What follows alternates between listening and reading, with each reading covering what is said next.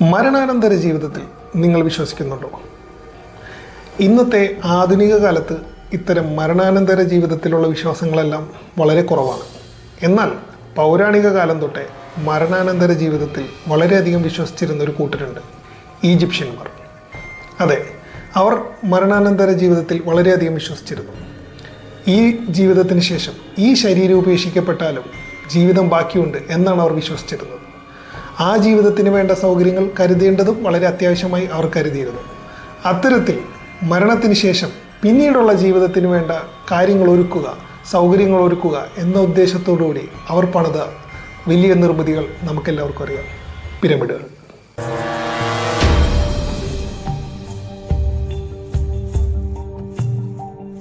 ഇത് ഞങ്ങളുടെ ഒരു പുതിയ ചാനലാണ്.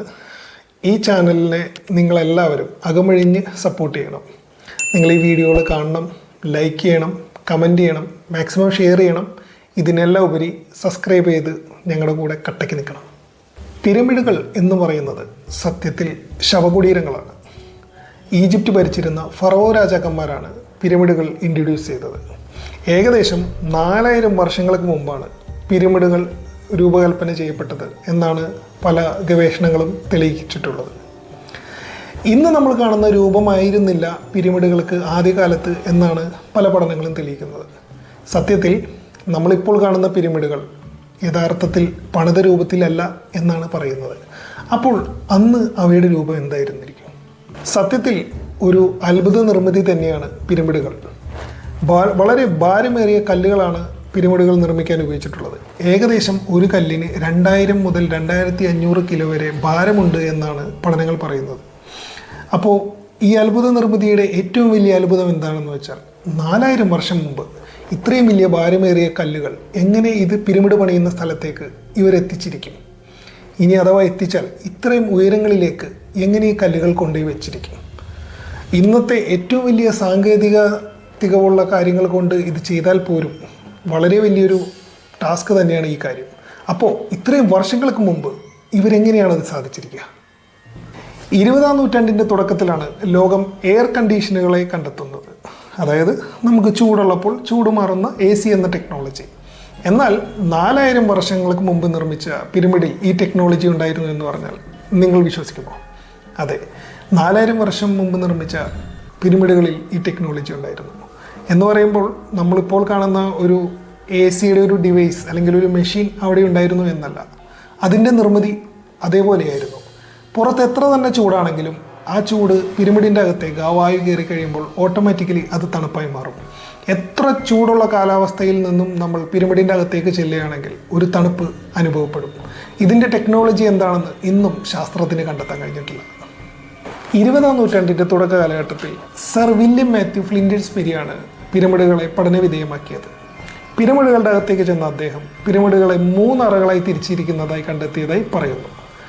ഒരു grand gallery, king's chamber, queen's chamber, ഇങ്ങനെ 3 രീതിയിലാണ് പിരമിഡുകളെ തിരിച്ചിരിക്കുന്നത്. ഒരു പിരമിഡിൻ്റെ അകത്ത് തന്നെ 3 അറകൾ. ഈ 3 അറകളും 3 വ്യത്യസ്തമായ രീതിയിലാണ് പണിതിരിക്കുന്നതെന്നും അദ്ദേഹത്തിൻ്റെ പഠനരേഖകൾ പറയുന്നു. ഞാൻ നേരത്തെ പറഞ്ഞല്ലോ, സത്യത്തിൽ പിരമിഡുകൾ എന്ന് പറയുന്നത് ഒരു ലോകാത്ഭുതമായി നമ്മളിപ്പോൾ കണക്കാക്കുന്നുണ്ടെങ്കിലും ഇത് ഒരു ശവക്കല്ലറയാണ്. മരണാനന്തര ശേഷം ഒരു രാജാവിനോ രാജ്ഞിക്കോ സുഖമായി കഴിയുന്നതിന് വേണ്ട എല്ലാ സാധനങ്ങളും കരുതുന്ന ഒരു ശവക്കല്ലറ. സർ വില്യം മാത്യുവിൻ്റെ പഠനപ്രകാരം കിങ്സ് ചേംബറിൽ ചെന്നപ്പോൾ അദ്ദേഹം കണ്ട ശവക്കല്ലറയ്ക്ക് ആ മുറിയിലേക്കുള്ള വഴിയേക്കാൾ വലിപ്പമുണ്ടായിരുന്നു എന്നാണ് പറയുന്നത്. അപ്പോൾ അതിലും വലിയ ശവക്കല്ലറ അവരാ വഴിയിലൂടെ എങ്ങനെ കൊണ്ടുവന്നിട്ടുണ്ടാവും? ചിലപ്പോൾ ആ ശവക്കല്ലറ അതിനകത്തിരുന്ന്, ചേംബറിനകത്തിരുന്ന് തന്നെ പണിതതാണ് എന്നൊരു ന്യായം നമുക്ക് പറയാൻ കഴിയുമെങ്കിലും ഇത്രത്തോളം നിസ്സാരമായി അവരതിനെ ഒരു രാജാവിൻ്റെ ശവക്കല്ലറയെ കൈകാര്യം ചെയ്യുമെന്ന് വിശ്വസിക്കാൻ കഴിയില്ല. ഇത്തരത്തിൽ പിരമിഡുമായി ബന്ധപ്പെട്ട ഒട്ടനവധി കാര്യങ്ങൾക്ക് നിഗൂഢതകളേറെയാണ്. മനുഷ്യൻ ശാസ്ത്രീയമായി പിരമിഡുകളെ കണ്ടെത്തുന്നതിനും നൂറ്റാണ്ടുകൾക്ക് മുമ്പ് തന്നെ പിരമിഡുകൾ കൊള്ളയടിക്കപ്പെട്ടിരുന്നു എന്നുള്ളതാണ് സത്യം. കാരണം പണ്ടത്തെ കാലത്ത് ഈജിപ്റ്റ് എന്ന് പറയുന്നത് മോഷ്ടാക്കളുടെ ഒരു കേന്ദ്രം തന്നെയായിരുന്നു. അതുകൊണ്ട് തന്നെ രാജാവിൻ്റെയോ രാജ്ഞിയുടെയോ മരണാനന്തര ജീവിതത്തിന് വേണ്ടി കരുതിയിരുന്ന പല വസ്തുക്കളും, വിലപിടിപ്പുള്ള പല വസ്തുക്കളും മോഷ്ടിക്കപ്പെട്ടിരുന്നു നമ്മൾ ആധുനിക മനുഷ്യർ പിരമിഡ് കാണുന്നതിനും നൂറ്റാണ്ടുകൾക്ക് മുമ്പ് തന്നെ. അതുകൊണ്ടാണ് ഞാൻ നേരത്തെ പറഞ്ഞത്, നമ്മൾ ഇപ്പോൾ കാണുന്ന പിരമിഡുകൾ ഒരിക്കലും അന്നത്തെ ഫറവോകൾ പണിത രീതിയിലല്ല എന്നുള്ളതാണ് ശാസ്ത്രീയമായ പഠനം. സത്യത്തിൽ പിരമിഡുകൾ എന്ന് പറയുന്നത് ഒരുപാട് നിഗൂഢതകളുടെ ഒരു വലിയ കൊട്ടാരം തന്നെയാണ്. ആ നിഗൂഢതകളുടെ ആഴം കണ്ടെത്തുക എന്ന് പറയുന്നത് ഏറെക്കുറെ അസാധ്യം. ഞങ്ങൾ ഇന്നിവിടെ പോയി പറഞ്ഞ വീഡിയോ നിങ്ങൾക്ക് എല്ലാവർക്കും ഇഷ്ടമായി എന്ന് വിശ്വസിക്കുന്നു. ഇഷ്ടമായെങ്കിൽ നിങ്ങളുടെ കമൻറ്റുകളിലൂടെ നിങ്ങൾ അറിയിക്കുക, ഇഷ്ടമായില്ലെങ്കിലും അറിയിക്കുക. തീർച്ചയായിട്ടും ഈ വീഡിയോ ലൈക്ക് ചെയ്യുക, സബ്സ്ക്രൈബ് ചെയ്യുക, മാക്സിമം ഷെയർ ചെയ്ത് സപ്പോർട്ട് ചെയ്യുക. ഇത്തരത്തിൽ ഇൻട്രസ്റ്റിംഗ് ആയിട്ടുള്ള ടോപ്പിക്കുകളുമായി ഞങ്ങൾ ഇനിയും വരുന്നതാണ്. നിങ്ങൾക്ക് അറിയാൻ താല്പര്യമുള്ള ഏതെങ്കിലും ടോപ്പിക്കുകളുണ്ടെങ്കിൽ അതിവിടെ കമൻ്റായിട്ട് അറിയിക്കുകയാണെങ്കിൽ ഞങ്ങളുടെ പരിമിതമായ അറിവുകളിൽ നിന്ന് അതിനെക്കുറിച്ച് ഒരു പഠനം തയ്യാറാക്കി വീഡിയോ ചെയ്യുന്നതുമാണ്.